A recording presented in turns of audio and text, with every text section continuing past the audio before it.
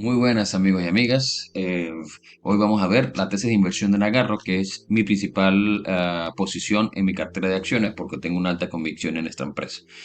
Entrando en resumen, vemos que pues, Nagarro es una empresa que cotiza en el mercado alemán. Es una empresa de servicios de IT, es decir, de información tecnológica de alto valor añadido. ¿Por qué alto valor añadido? Porque esta empresa principalmente se enfoca en la adaptación o creación de software de acuerdo a las necesidades de una empresa, ¿sí? Para mejorar sus procesos, aumentar su rentabilidad. Ellos diseñan o adaptan software para la empresa. Es una empresa que es una spin-off del Hater. Spin-off es cuando un segmento que pertenece a una empresa sale y se convierte en una empresa independiente de la empresa matriz. Entonces, bueno, Algeria era otra empresa que no tenía tan buenos números como Nagarro y pues los inversores no evaluaban bien este segmento porque, bueno, la otra empresa pues tenía menos crecimiento, tenía menor calidad, entonces pues decidieron que sacaran Nagarro aparte como una empresa totalmente independiente de Algeria. Es una small cap de 1.750 millones de capitalización bursátil, tiene un alto crecimiento orgánico, aproximadamente del 19%, y en total 30% de promedio, porque también hace adquisiciones, recompra acciones. Los insiders, es decir, las principales posiciones dentro de la empresa y también los fundadores, tienen aproximadamente el 40% del total de las acciones, lo que hace que ellos estén alineados con los accionistas, y la valoración actualmente es una valoración mediana, ¿sí? No es baja, no es alta, sin embargo es baja si la comparamos con los competidores de esta empresa. Es una empresa de outsourcing. ¿Qué significa eso? Que bueno, ellos tercerizan la mano de obra, es decir, que ellos como que alquilan la mano de obra de sus ingenieros a otras empresas para trabajar. Y bueno, como decía, lo que hacen es que modifican o adaptan software según la necesidad del cliente para aumentar la rentabilidad de la empresa, solventar problemas, mejorar procesos. Eh, y una de las cosas importantes es que ellos trabajan de forma remota. Es una empresa que lo veremos que una de las cosas importantes de esta tesis es que son offshore.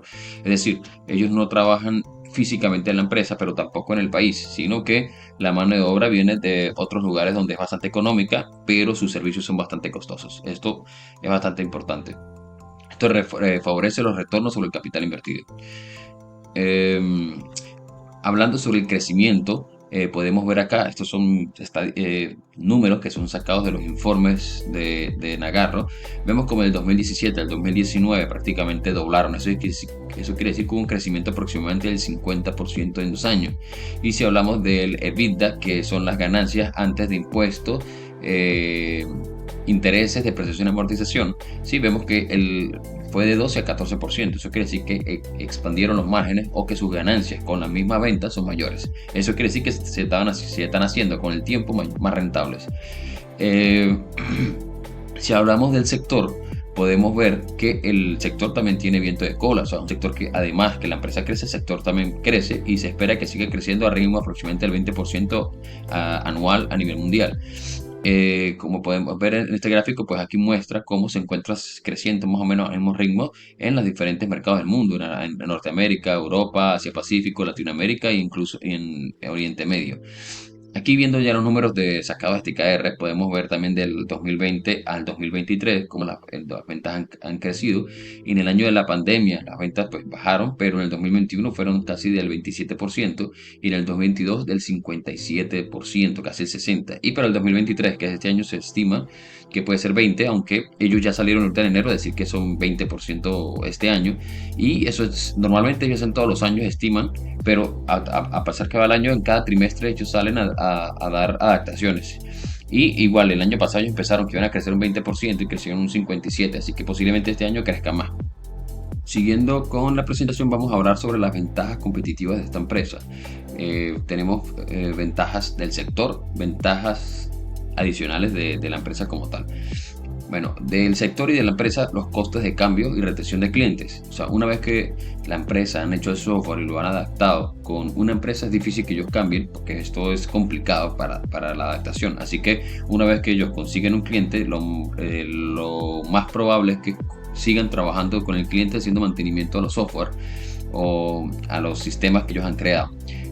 Por lo tanto, ellos tienen como tal una alta recurrencia de ingresos. El 87% de los ingresos son recurrentes. Eso quiere decir que después que ellos hicieron un servicio, ellos continúan haciendo mantenimiento y la gran mayoría de las empresas ellos continúan a través del tiempo. Así que ya prácticamente para los próximos años hay un alto ingreso, quizás un 15% que ya está casi seguro solamente por esta recurrencia de ingresos.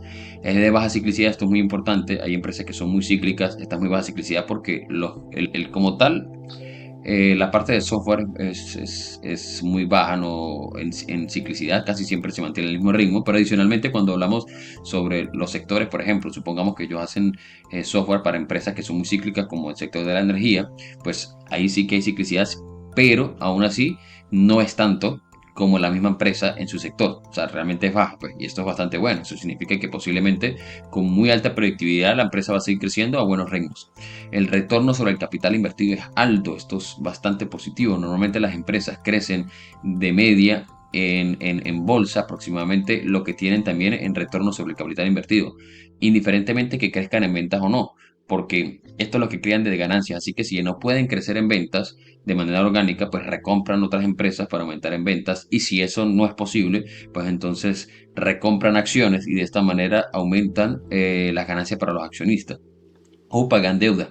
Es un mercado muy fraccionado, lo que quiere decir que hay muchísimas empresas que se dedican a lo mismo, pero son pequeñitas, lo cual permite también, por otro lado, que en ciertos momentos, pues empresas como Nagarro tengan la oportunidad de comprar más empresas, hacer adquisiciones y por lo tanto aumentar también las ventas por adquisiciones. Vemos que hay un alto crecimiento del free cash flow, aunque no es constante, porque crecen vía adquisición. O sea que ellos recompran otras empresas y con esto pues agregan esas ventas a las ventas orgánicas.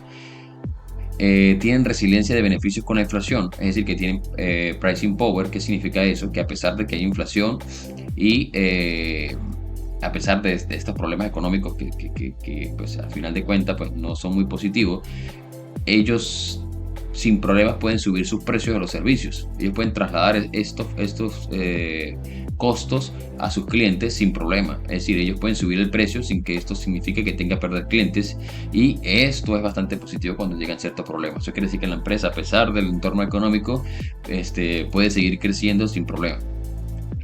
Y bueno, tienes varios sectores en los cuales se ha especializado, ¿sí? O sea, se dedica a la creación de software para empresas del sector automovilístico, para empresas del sector de la salud y otros tipos de sectores, para el sector energético.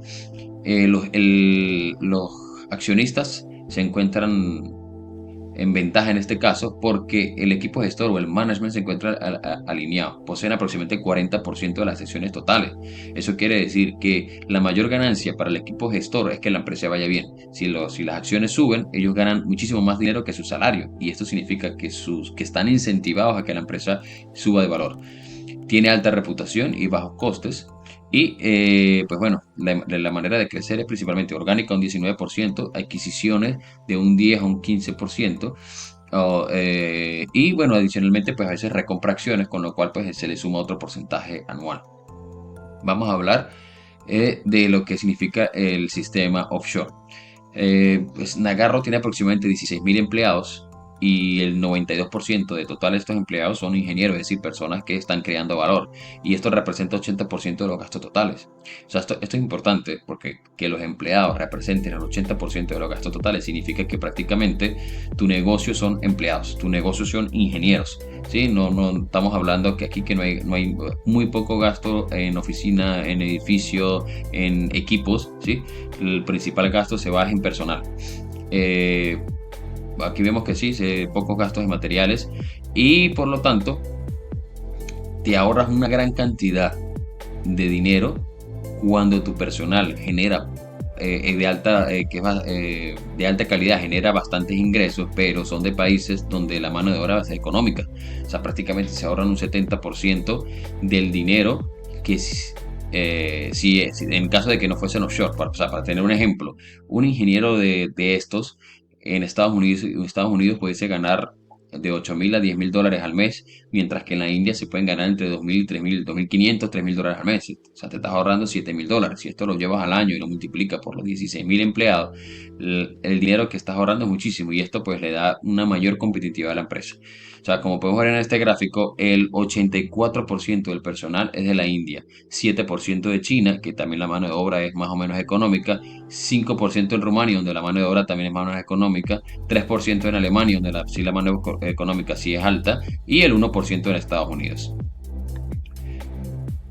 Ahora, si vemos a quién le ofrecen los servicios o para quién trabaja, vemos que el 35% trabaja en Estados Unidos, el 33% en Europa, eh, el 14% en el resto de Europa y 16% en el resto del mundo. Entonces vemos que a pesar de que la mano de obra es bastante económica, trabaja para países donde la mano de obra es bastante costosa. Y esto pues le da una ventaja competitiva bastante alta, unos retornos sobre el capital invertido alto. Vamos a hablar sobre los sectores a los cuales ellos ofrecen servicios. Entonces vemos que están bastante diversificados. Tenemos de automotivos y industrial, manufactura, energía, financiera, técnica, de tecnología, de salud, públicas y educación, de minoristas y de televisión, media y entretenimiento.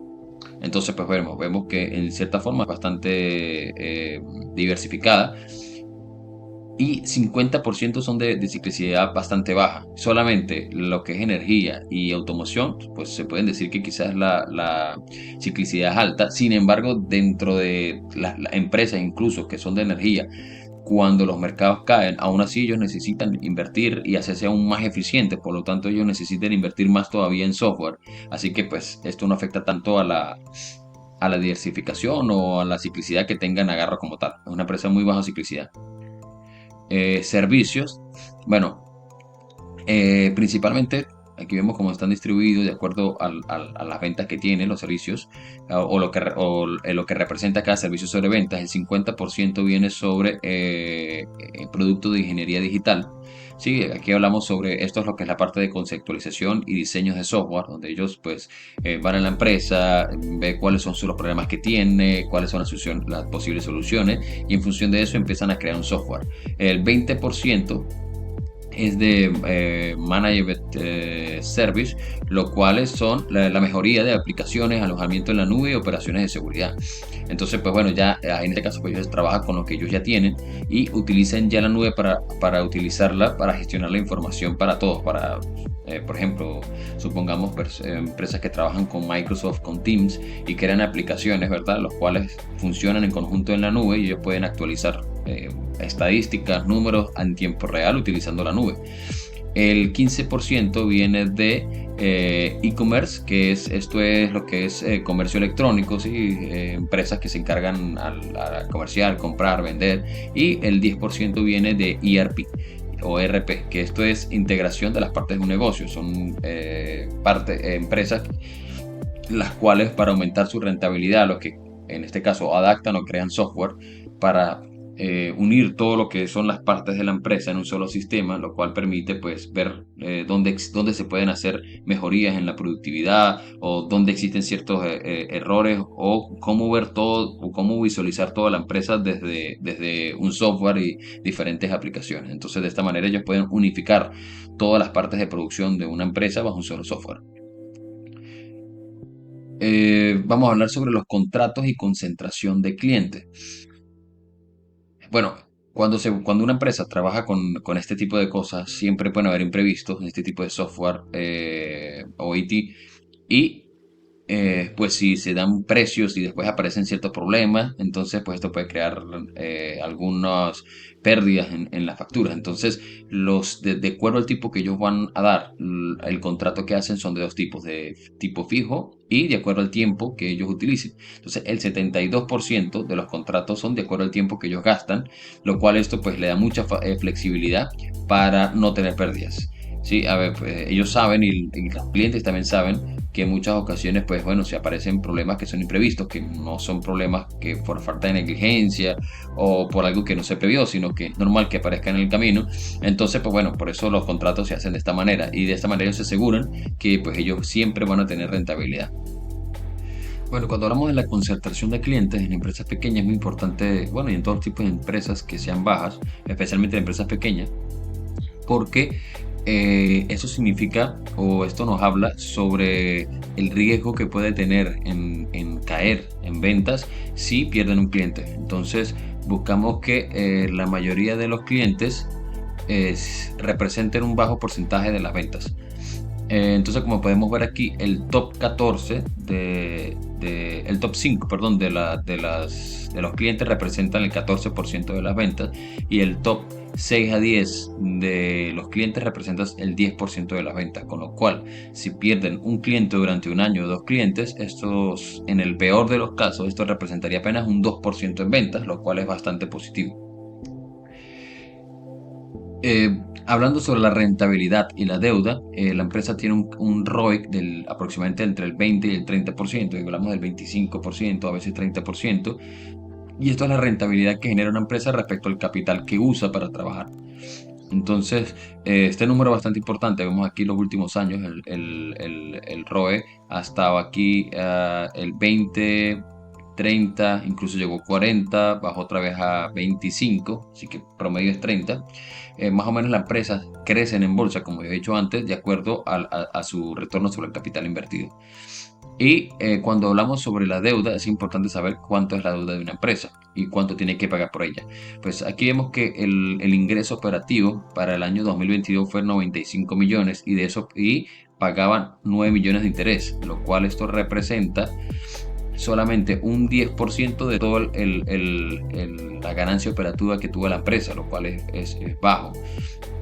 Aquí vemos que esto sería como el interest cover o lo que está cubierto por las ganancias de lo que tiene que pagar por la deuda que tiene. Vemos aquí que es más o menos el mismo ratio que nos ofrece acá TKR, el EBI sobre el gasto operativo son 9.7 veces, aproximadamente 10. La empresa tiene una deuda de 200 millones, pero tiene en cash, en efectivo, en la empresa, tiene aproximadamente 90 millones, lo cual si restamos eso nos da una deuda neta de aproximadamente 200 menos 90, 110, 120 millones, lo cual representa más o menos sobre el EBITDA, que son aproximadamente, no lo tengo acá, pero está aproximadamente 100 y pico millones, representa 1.5, aproximadamente 100 millones el EBITDA, que es 1.5. Estos ratios normalmente se comparan empresas a empresas y un ratio de 1, 1.5 es bastante aceptable. Pero la empresa además, en sus proyecciones, tiene que, o sea, esto fue principalmente una deuda adquirida cuando salió a bolsa, después de que se separó del Herier, que es la empresa matriz. Así que se espera que próximamente, en los próximos 2-3 años, ellos terminen de pagar toda esa deuda y más bien se encuentren en caja neta, es decir, que tengan mayor cantidad su cantidad de efectivo que tiene es mayor incluso a la deuda. Cuando hablamos sobre la generación de flujo de caja y el working capital para comprender más cómo entiende la empresa, vemos que para calcular el working capital lo que tenemos que sacar es la diferencia que hay entre las cuentas por cobrar y las cuentas por pagar. Sí, esto en inglés más que todo aparecen como Total Current Assets and Total Current Liabilities. El Working Capital se refiere a la cantidad de dinero que necesita una empresa para mantenerse operativa, para mantener funcionando. Entonces, para calcular vemos que los clientes pagan aproximadamente entre 60 y 90 días después que se facturan. Ellos constantemente, después que hacen un servicio, pasan una factura, esto pasa por un proceso y las empresas duran entre 60 y 90 días para pagar. Sin embargo, como vimos anteriormente, el principal gasto de esta empresa son los empleados y esto hay que pagar cada 28 o 30 días. Por lo tanto, ellos necesitan dinero en efectivo para cubrir estos gastos de estos empleados hasta que cobran las facturas. Por lo tanto, el ciclo de conversión de efectivo es aproximadamente de 50 días en promedio. Y esto varía pues de acuerdo al tipo de contrato que tengan las empresas. Por lo tanto, ellos necesitan aproximadamente un 15% del revenue para el working capital. Vemos que el CAPEX sobre ventas. El CAPEX es la cantidad de dinero que necesita invertir la empresa para mantenerse operativa. Es muy baja, es próximamente de 0.5% sobre las ventas. Es una empresa donde la mayoría de los gastos es en personal, no tienes que invertir en oficina, no tienes que invertir en otro tipo de activo, por lo tanto, pues por eso su rentabilidad es bastante alta. Debido a que esto varía mucho, por el EBITDA, que también depende mucho de la facturación y el tipo de contrato que tenga y de los clientes, pues el free cash flow el dinero libre que se genera a partir del EBITDA, el porcentaje pues varía. Vemos que viene el 30%, aquí fue incluso negativo, 57%, 70%, 20% el porcentaje, pero esto es normal y se irá homogenizando a medida que la empresa vaya tomando mayor escala, vaya creciendo mayor. Ahora vamos a hablar sobre en los competidores de Nagarro. Los competidores, pues bueno, son otras empresas que operan de manera similar, que ofrecen similares servicios, de la misma parecida calidad. Pues tenemos que los principales son EPAN, Endava y Globan. Son empresas muy buenas también, pero bueno, en tamaño varía mucho. EPAN es una empresa que tiene por aproximadamente 18 mil millones, o sea, 18 millardos de capitalización, mientras que Nagarro apenas 1.4, Endava 5 y Globan 8. Así que Globan es el más parecido. Estas empresas aproximadamente tienen crecimiento en ventas promedio, ha sido muy parecido también al de Nagarro, que es 27, 29, está incluso más, Globan 34%, en promedio de Nagarro ha sido 28%. Eh, el margen operativo de estas empresas están cerca, Globan es cerca de Nagarro. Nagarro es a 10% y el de Globan 11%. Sin embargo, a medida que Nagarro vaya creciendo, el margen operativo va a ir creciendo. Eso quiere decir que son más rentables. Estas empresas son un poquito más rentables. Pero el capital, el retorno sobre el capital invertido de Nagarro, porque la mayoría de su plantilla es offshore y son de la India, es mayor. O sea, la cantidad de dinero que generan de ganancia con el capital que invierten es mayor que sus competidores. Pero la valoración actual es la principal ventaja para nosotros como accionistas. Actualmente Nagarro 50 a 13 veces EBITDA, mientras que las otras empresas están a casi el doble, a 23, 20, 20, 23, 23. Eso quiere decir que Nagarro, de acuerdo a sus competidores, actualmente se encuentra cotizando muy por debajo de la valoración de las otras empresas. Además, que es mucho más pequeña y tiene mucho más facilidad para crecer. Por lo tanto, pues en el precio de la acción en 1 o 2 años, pues esto también se verá reflejado y se espera que siga creciendo con estos mismos números. Ahora vamos a hablar sobre el management de Nagarro.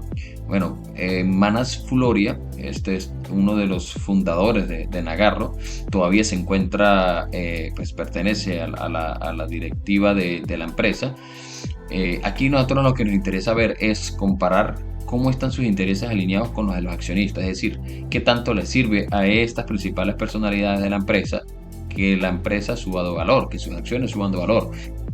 Entonces, primero que nada, vemos cómo Mana Fuloria y otros principales managers tienen aproximadamente casi que el 50% de la empresa, el 40%. Cuando vemos acá, los principales son Manas, que son fundadores, Dinsel y Trista Kien, que tienen entre ellos aproximadamente, aquí tenemos 10, 5, serían aproximadamente un 17%, más el 21% de Lantano Bell, otro de los fundadores, y esto es como que no la tiene directamente él, pero a través de un fondo tiene casi el 20%. Entonces, entre ambos tienen casi el 40% de las acciones.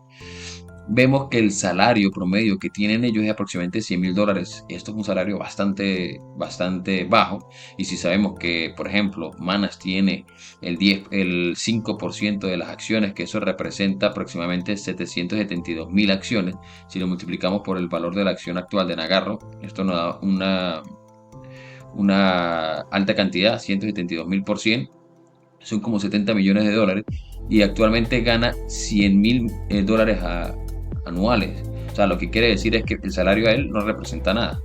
Si la empresa no va bien o va mal o cae de precio, la pérdida que va a tener Manas con eso va a ser muy alta. Por lo tanto, la gerencia está altamente alineada con los intereses de los accionistas.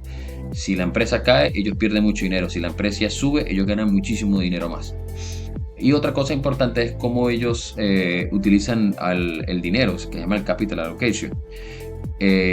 Aquí vemos que gran parte de las ganancias lo que hacen es reinvertir el mismo negocio. Esto es bueno porque significa que el negocio tiene para dónde crecer.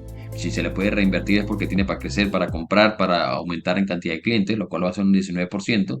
Otro dinero lo hacen en adquisiciones, otra parte del dinero lo hacen para el pago de deudas y el dinero restante para comprar acciones puede ser un 3%, un 5% anual. Hablando un poco sobre las adquisiciones que ellos hacen, pues bueno, vemos aquí las últimas. Dice, buscan pequeñas adquisiciones que no conlleven dificultades para integrarlas, sino que faciliten el proceso en mercados específicos que aporten sinergias a la compañía. Además, consiguen empresas en bajo múltiplo de valoración, los cuales por sinergias aumenta su rentabilidad. ¿Qué quiere decir eso? Bueno, uno que nada, es muy importante que cuando hacen una adquisición estas no sean muy grandes, sino que estas sean un 10, un 20% de ventas. ¿Por qué? Esto es algo que yo no sabía y cometí un error cuando compré una empresa que se llamaba Diane Durham.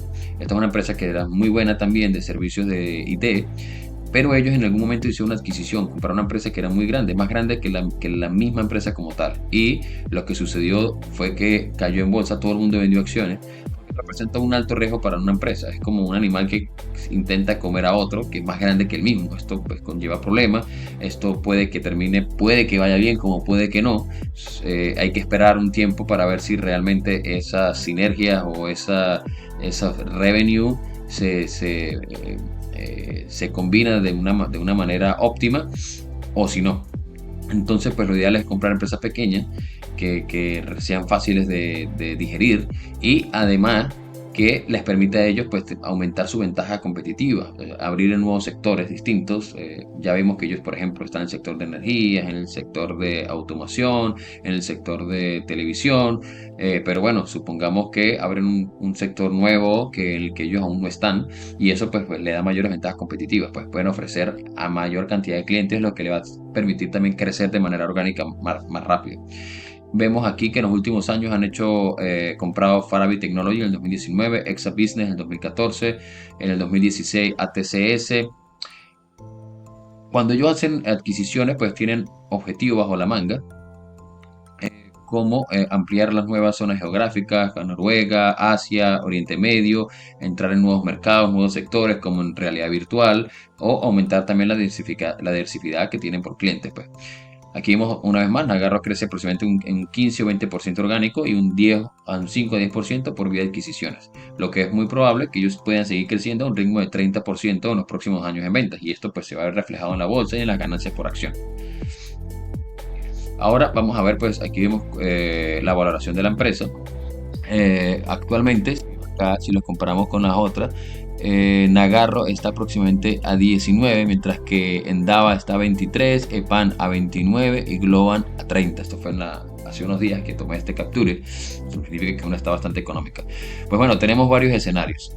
Uno, en un escenario que era opcionario optimista, creciendo un 30% con unos margen EBITDA del 13%, que es el actual. Actualmente tiene este margen, 25% de impuestos y va pagando deuda de manera lenta. Si vemos así, nos sale que la empresa actualmente, o sea, a finales del 2022 el precio era el esperado de 150, 160 y para el 2023 de 200, con lo cual si el precio está en 110, esto nos da casi un 90% de rentabilidad en un año y que sigue creciendo aproximadamente a 40% de rentabilidad. Perdón. El siguiente escenario es un escenario pesimista donde solamente crece a tasas del 15%. En este escenario, pues bueno, los intereses los pagan van bajando porque pagan la deuda mucho más rápido y posiblemente empiezan a recomprar acciones una vez que ya paguen toda la deuda. Con esto nos da que pues bueno, se comprimen los múltiplos y el precio para este año, en el peor de los escenarios, que no crezca mucho y que la economía no vaya bien y que lo castiguen, pues que el precio por acción esté en 86, lo cual sería pues una caída más o menos de un 30% de la valoración actual. Y el escenario medio, que diría que no es el más probable, quizá el más probable es un 30%, porque puede que las ventas increcen más, es que crezca un 22%, que este sería lo que ya dijo que iba a crecer este año. Con lo cual, pues mantenemos que sigue pagando, los intereses bajan de una manera más paulatina porque van pagando la deuda poco a poco, nos coloca que el precio para el 2023 sería aproximadamente 130, que actualmente están 110, lo cual sería como un 15-20% de revaloración y que va creciendo para los próximos años a medida de un 20%. Entonces, eh, vemos que, bueno, hay que estar muy atentos en caso de cómo va. Pero como digo, es una empresa bueno, sí, hay que pues, ir atento a cómo va. Pero bueno, es una empresa que tiene, como digo, bastante ventajas competitivas, como vemos acá. Y que, o sea, en escenarios malos, aún así ha estado creciendo mucho, pues. Yo diría que el escenario más probable, pues, es el que siga creciendo al mismo que retorno sobre el capital invertido, que es aproximadamente un 30%, que ya de este año ya dijo que salió diciendo que, pues, iban a subir un 20%, y esto lo hace todos los años. Ellos empiezan eh, diciendo pues el mínimo, o sea, 20%, y después a medida que pasa el año pues actualizan, ¿no? Vamos a ganar no un 25%, no un 28%, no un 30%. El año pasado fue así, terminaron ganando un 50%, y esto me gusta mucho porque hay empresas que todo el tiempo hay problemas, escuchas que problemas macroeconómicos, cómo le ha afectado cualquier cosa que salga, que si le hacen alguna demanda, todo esto afecta, hay muchísima volatilidad, y esta empresa pues una de las cosas que me ha gustado es que cuando sale una noticia para decir cosas buenas. Y bueno, eso pues, de hecho había llegado a la valoración antes de todo este problema, antes a 200, y bueno, a veces fue bastante alta, a la gente le gustaba mucho, volvió a caer, pues obviamente porque tenía que ajustarse, pero que a valoraciones que no muy exigentes este año, lo más probable es que en un año estamos hablando de que suba por lo menos un 50% más, de un 50 a un 100%, y que siga subiendo por lo menos un 30% interanual para los próximos años. Es importante destacar que esto no es una recomendación de inversión, esto es informativo. Quiero compartir, pues bueno, mi conocimiento, pues, lo que he aprendido, cómo lo estoy haciendo, cómo es mi cartera, y bueno, viendo a futuro, pues cómo va esta inversión. Quiero tener un récord de esto que estoy haciendo, y además quiero compartir estos conocimientos pues, con las personas que les interese. Bueno, muchas gracias, espero verlos pronto con otra tesis de inversión. Espero que sea GoEasy, que es una empresa financiera que también tiene ya da un guideline para los próximos años de crecimiento, y pues ha ido pues cumpliendo con ella. Ahorita se encuentra también una valoración más o menos baja para el momento que cotiza, y creo que también puede revalorizarse con un 60 o 70% en corto plazo, y luego pues seguir creciendo lo normal. Bueno, esto es todo por hoy. Muchas gracias.